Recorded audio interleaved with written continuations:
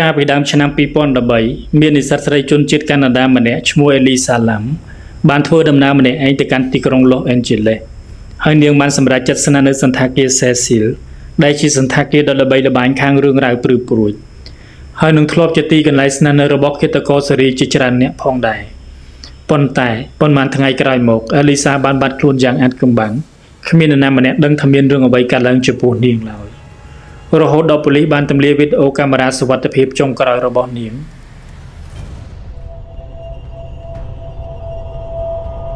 នេះគឺជាចំណុចដែលធ្វើឲ្យពិភពលោកទាំងមូលមានការងើយឆ្ងល់និងព្រឺរោមបំផុត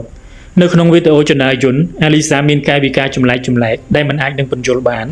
នាងចុចប៊ូតុងចនាយន្តទាំងអស់ហើយនាងព្យាយាមលាក់ខ្លួននៅក្នុងជ្រុងចនាយន្តហាក់ដូចជាកំពុងរត់គេចពីនរណាម្នាក់ខណៈពេលនោះនាងចេញទៅក្រៅចនាយន្តហើយក្រវីដៃក្រវីជើងដូចជាកំពុងនិយាយជាមួយនរណាម្នាក់ដែលមើលមិនឃើញនឹងភ្នែក19ថ្ងៃក្រោយការបាត់ខ្លួនភ្ញៀវក្នុងសន្តាគារចាប់ផ្ដើមរាយការណ៍ពីភាពមិនប្រក្រតីទឹកមានក្លិនស្អុយមានពណ៌ខ្មៅនិងមានរសជាតិចម្លែកនៅពេលបុគ្គលិកជួសជុលឡើងទៅពិនិត្យធុងទឹកនៅលើដំបូលអគារពួកគេស្រាប់តែប្រទះឃើញនៅរឿងដ៏រន្ធត់នោះគឺសាកសពរបស់អាលីសាឡាំកំពុងអណ្ដែតនៅក្នុងធុងទឹកនោះក្នុងស្ថានភាពអាក្រាតកាយករណីនេះត្រូវបានបិទដោយសន្និដ្ឋានថាជាគ្រោះថ្នាក់ដោយអចេតនាដោយសារតែនាងមានជំងឺផ្លូវចិត្តប៉ុន្តែសម្រាប់មហាជនវិញមិនងាយស្រួលបែបនេះទេសំណួរទី1ថាតើនាងឡើងទៅលើដំបូលអគារបានដោយរបៀបណាព្រោះទ្វារដំបូលមានប្រព័ន្ធការពារសញ្ញាអាសន្ន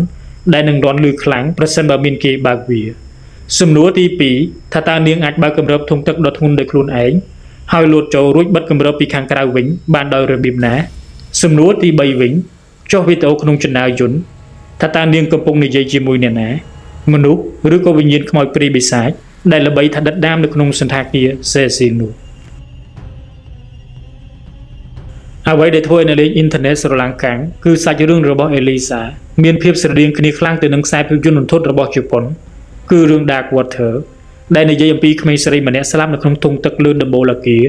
ហើយទឹកមានក្លិនស្អុយដូចគ្នាតើវាជាការចៃដន្យឬជាការរៀបចំ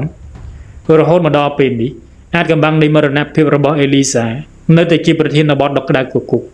បើទោះបីជាអ្នកវិទ្យាសាស្ត្រព្យាយាមបកស្រាយថាជាបញ្ហាផ្លូវចិត្តប៉ុន្តែភស្តុតាងជាច្រើននៅតែបង្ហាញពីភាពមិនប្រក្រតីអេលីសាបានចាក់ចេញទៅមែនប៉ុន្តែវិញ្ញាណនិងសំណួរដែលគ្មានចម្លើយរបស់នាងនៅតែវល់វល់នៅក្នុងសន្តាគារសេស៊ីលរហូតមកដល់សព្វថ្ងៃ